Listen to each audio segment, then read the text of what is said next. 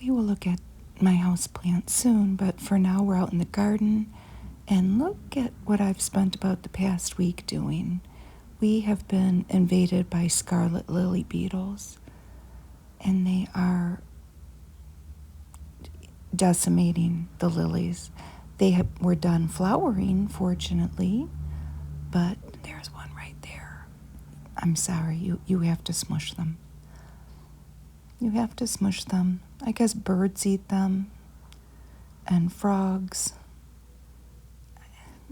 And they're welcome in the yard to come eat these beetles.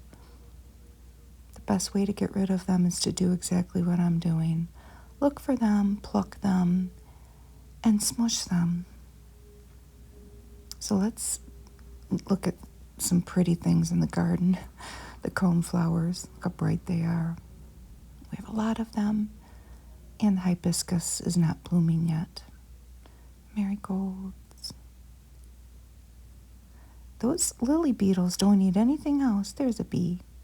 There's the reason we don't want to put pesticide down.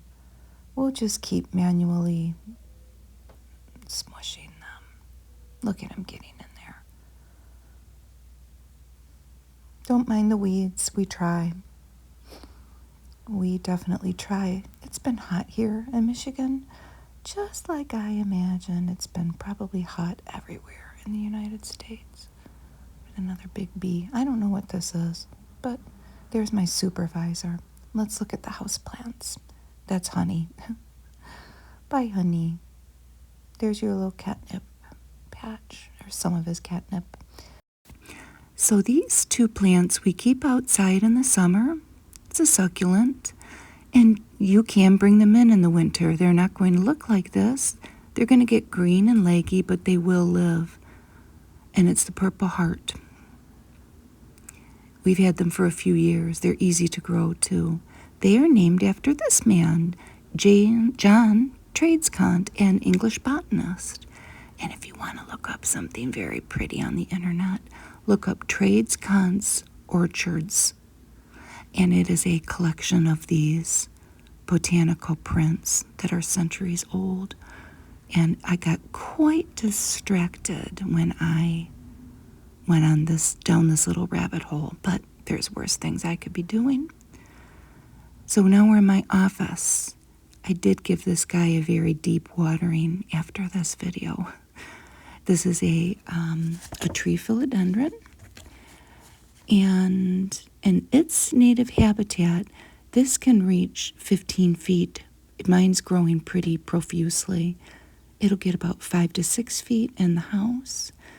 It is a different genus than a monstera, but the same family as the monstera. Comes from philo, love, and dendron tree. And this is doing very well. It's got a lot of new growth, and I'm probably going to have to repot it. Maybe move it to the floor. I don't know. It likes where it is, though, and I turn it around. It's in a south-facing window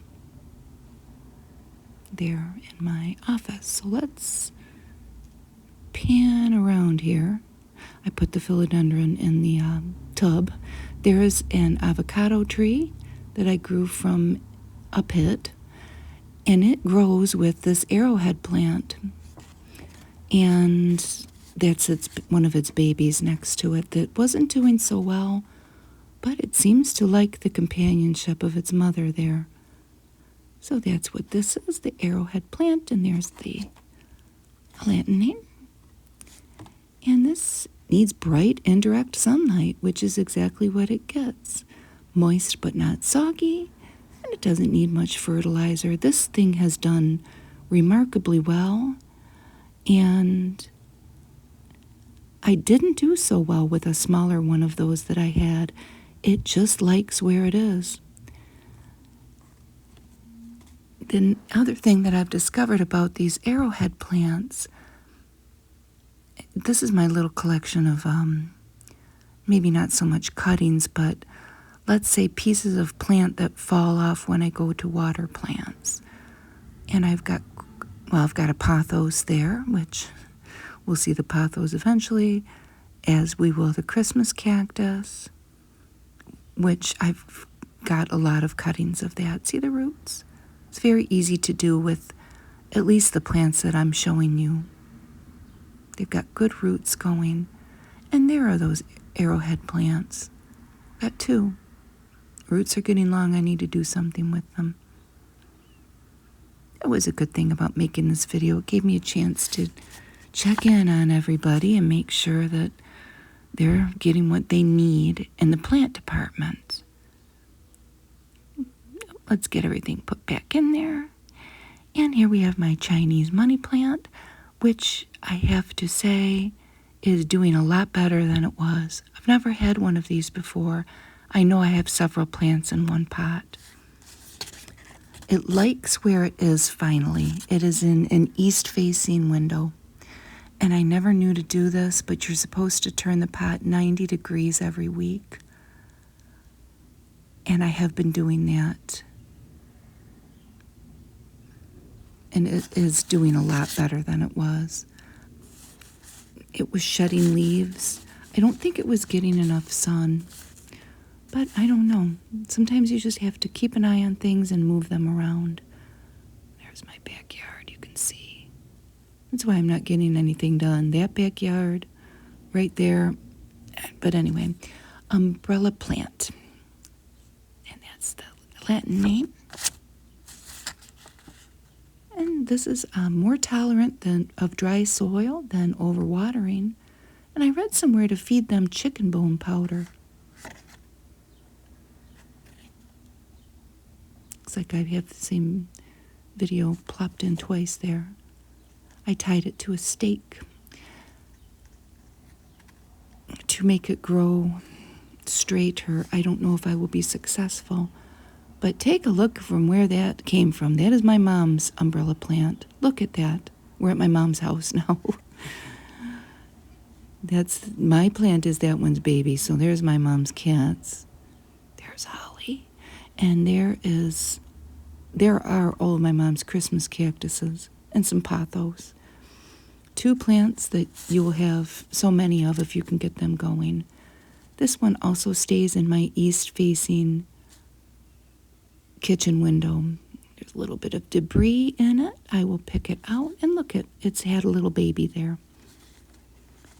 A little sprig coming up. This is thumb cane, also known as the leopard lily. Don't overwater it.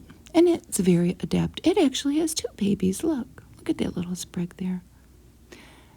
I'm also checking the soil for any little creepy crawlies. Sometimes you can see a little gnat. Stay on top of things. If you catch it early, it's not hard to maintain. So the dumb cane.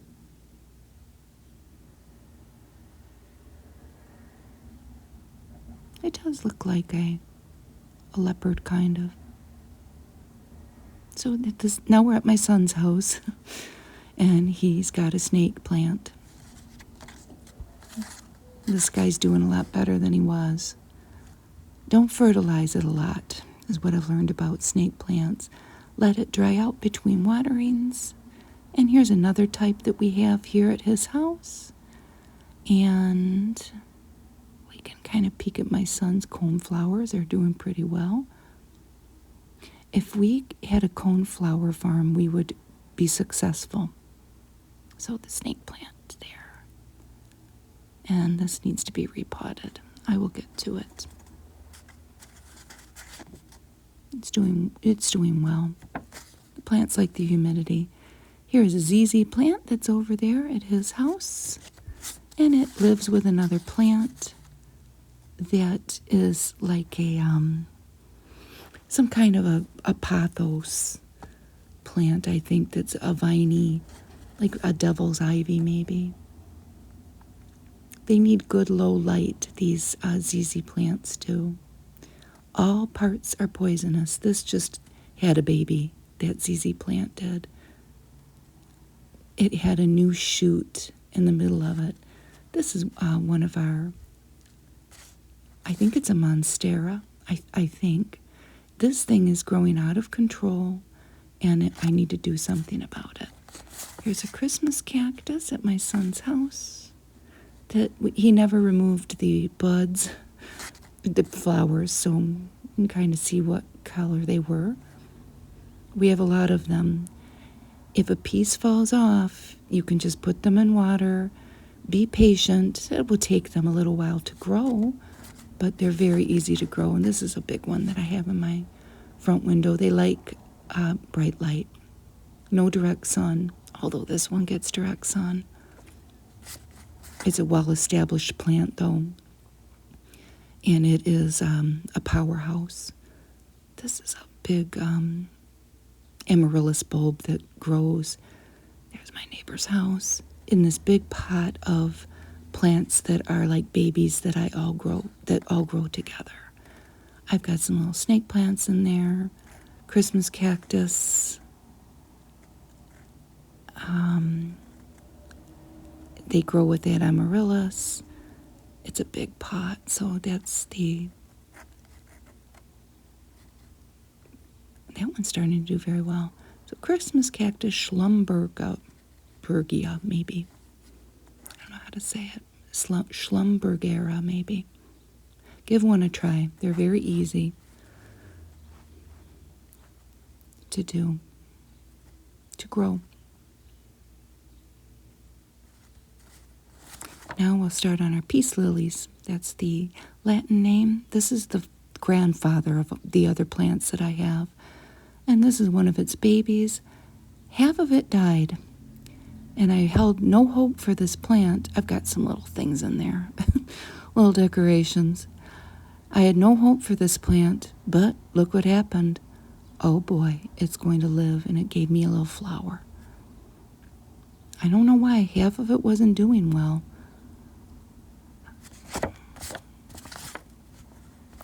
And we have an aloe vera that needs to be repotted. There is that. And it's very sharp to touch. I will need to wear gloves to repot it, for sure. And there's a little tag. My mom gave that to me. It's got some new growth in the middle. And here is another monstera. I think this is the big one in my living room. It's getting huge, and I don't really do much to it except check on it once in a while. So now we will go to the plant that we have so many of because we just can't stop growing pothos. If you know, you know. There's its Latin name. You can have 1,000,000 of them if you get one. And I suppose a lot of people have them. They are native to the Society Islands, which is in Polynesia, I think. I never knew that. And they'll let you know when they need water, soak them, and they will perk right up. Here's a bunch of cuttings that I keep in my kitchen in a big vase. And I'll show you a little secret that I have. I'm going to plop a fake flower in there that I found on the ground behind a flower shop. And here is a pothos that I have at my aunt's. And we will end this with kind of a sad story. Honey has decimated this Christmas cactus.